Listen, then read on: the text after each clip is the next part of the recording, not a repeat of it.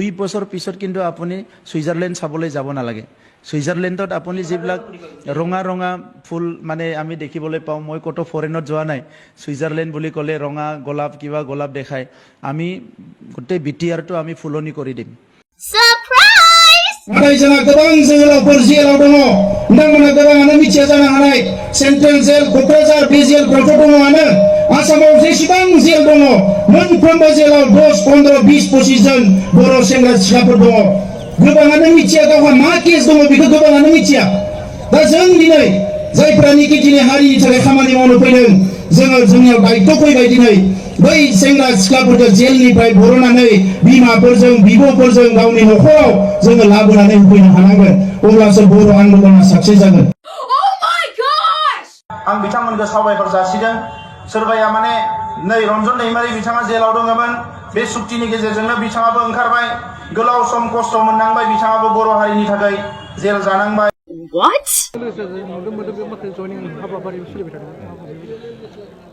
औ, बे खोथाया नंगौ। गोबां दिनै UPPLनि आरो BJPनिफ्राय जोंनि BPF राजनिति हान्जायावहाय जइन जाफैदों। बयबो मोनसे फोथायनाया हाबदों जे नैबे खेबावहाय हाग्रामा महिलारि दैदेननायावनो सरकारा दाखासिगोन, गुबुन पार्टियाव थानानै लाब गैलिया।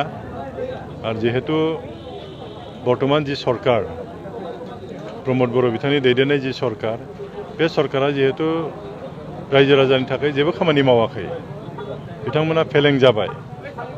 बिसायख'थि सिगाङाव बिथांमोना जिफोर बाथ्रा होदोंमोन बे बाथ्राफोरखौ मोनसेबो लाखिनो हायाखै। दा बेखायनो रायजो राजाफ्रा बिथांमोननि सायाव फोथायनाय गैला, बिसासा गैला, आस्थाया गैला।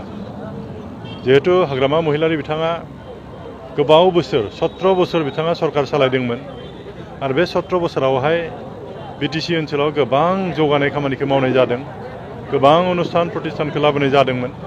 रायजो राजाफ्रा बेखौ नुखाजोबदों, मिथिखाजोबदों। बेखायनो प्रमद बर'नि सायाव रायजो राजायाव जेबो फोथायनाय गैला। बेखायनो BPF राजनिति हान्जायानो मोजां, बिसोर थानायानो साबसिन, बिसोरो सरकार दाखागोन जिहेतु जों बिसोर थानाया मोजां ओरैनानै गोबां BJP आरो UPPLनि सोद्रोमाफ्रा जोंनि BPF राजनिति हान्जायाव जइन खालामदों आरो।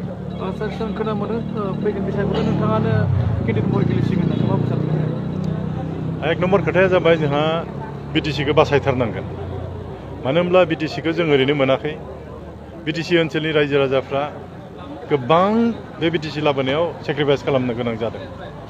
दा जों नुनो मोनबाय जे प्रमद बर' दैदेननाय जि सरकार, बे सरकारा BTCनि जिखिनि क्षमतामोन, जिखिनि खामानि मावनांगौमोन BTCनि जुगिदि, मोनसेबो खामानिखौ बिथांमोना मावनो हायासै। आरो BTCनि होखानाय क्षमता, बे क्षमताखौबो खोमानो जों थांगासिनो दङ आरो माने। दा बेखायनो साफ्रोमबो बर' रायजो राजाफ्रा उपलब्धि खालामदों BTCखौ बासायथारनांगौ। दा नैबे बेलायाव जोङो BPF राजनिति हान्जायाव जोङो सावरायलायबाय। दा बेखायनो माखासे सिनियर मानसि जायफोरा एसे अभिज्ञता दङ बिथांमोनखौ जों गेलेहोनांगौ आरो BTCखौ मोजां सालायनांगौ। BTCनि जि मोनखानाय जि क्षमता बेखौ जों जायखिजाया लाबोफिननांगौ आरो। दा बेखायनो नैबे भैरबकुन्द ब्लक आन्दाराव भैरबकुन्द समस्तियाव आंखौ जिहेतु बुंबाय जे सिनियर मानसि हिसाबै नोंनो गेलेनांगौ, आरो आंबो डिसिसन लाबाय BTCनि बासायनायनि सार्थआव आं गेलेगोन होनना बुंबाय। आरो दा जिबायदि रायजो राजाफ्रा जिबायदि मदद होदों, निस्सय देरहासार जागोन आरो। सार बेबायदिनो सार नोंथांनि सायाव गोबां अभियोग लाबोनो सेस्था खालामदों, बेबायदिनो ससियेल मिडियायाव बुंदों थांनाय बावैसो सार्टिफिकेट CTCआव गोबां जल जीवन मिशनखौ UPफोरासो मावफुंदों होनना बुंदों। थारैनो नोंथाङा थानाय समाव मावनो हायाखैमोन नामा? आं जेब्ला 2001 मायथाइयाव उदालगुरि समस्तिनि MLA जादोंमोन, बै ओनसोलफ्राव लोंनाय दै होननानै बुङोब्ला माने दैसानि दै लोंना थायोमोन मानसिफोरा। भुटान हाजोनिफ्राय दै लाबोनानै फुख्रिबो नङा, बे हाखर होननासो बुंनांगोन, बेफोराव दै जमा खालामोमोन। बे दैखौनो बिसोराफ्रा लोंबाय बायोमोन।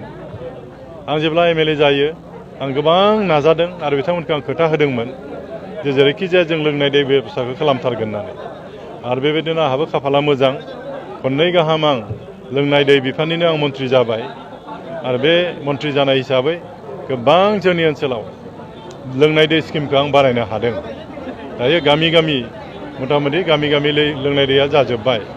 नाथाय जों नुनो मोनबाय दायो बे UPPL सरकार जानाय लोगो लोगो लोंनाय दैफ्रा गासैबो बन्द जाबाय जिफोर खामानि मावदोंमोन बेफोरबो गासैबो बन्द जाबाय मानो होनब्ला कन्ट्रेक्टरफ्रा फैसा मोनाखै जायनि खारनाव दायो रायजो राजाफ्रा दै मोनलोङाखै आरो माने बेथ' गासैबो BPF राजनिति हान्जानि दैदेननायाव आरो BPF सरकार थानाय समाव मावजेननाय सेंसन जानाय स्किम दिनै UPPL सरकारा बुंथों नैबे स्किमखौ जों सेंसन खालामदोंमोन होननानै बे स्किमखौ जोंसो होदोंमोन होननानै मालाबा बुंनो हानाय नङा बिथांमोना गासैबो BPF सरकारनि दिनावनो होनाय स्किमफोर बेफोरो सारला सिन्थि खालामो बेजों लोगोसे गोबां माने जाय लेबारफोर माने मावना जाग्रा बिसोर बिथांमोना माखासे महलनि बिदि खस्थ' मोन्दों जे अन्थाइ एरि खननानै जायोमोन बा बाला एरि रोगाना जायोमोन बिथांमोना गोबां खस्थ' मोन्दों नाथाय रुलिं पार्टिया मा खालामदों बेनि बेलायाव मा बुंनो सानो बेथ' बिराद दुखुनि बाथ्रा गोबां जोंनि मावना जाग्रा बाला अन्थाइ सालिना जाग्रा बिथांमोना दिनै खामानि मावनो मोनाखै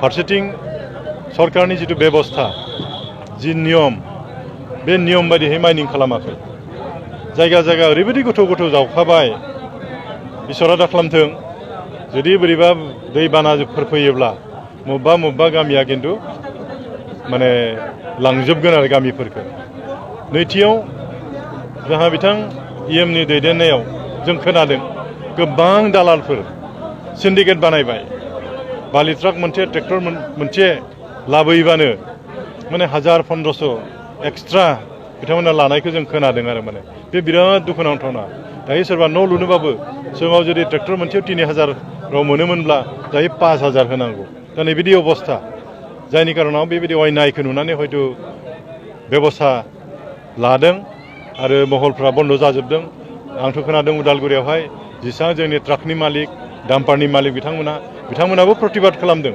बेबायदि जुदि टेक्स लायोब्ला बेबायदि गुन्दा टेक्स जुदि लायोब्ला जों बोरै खामानि मावनानै बे जोंनि थाखाय बिराद दुखुनांथावना आरो लाजिथावना आरो माने सोंथि मोनसे बुंनो सार उदालगुरि डिस्ट्रिक्टआवहाय थाङोबा बे गामियाव माखासे सानथालिफोरनि हाखौहाय बेयावहाय माखासे स्मल फार्म बा बेम्बु इन्डास्ट्रि जागोन होनना खोनानो मोन्दों 5 बिघा हाखौ दखल खालामनो होनना बुंदों मा बुंजा बेनि बेलायाव जोंबो खोनादों इतिमধ্যे अर्डारबो ओंखारबाय 5 बिघा हा लाबाय होनना खोनादों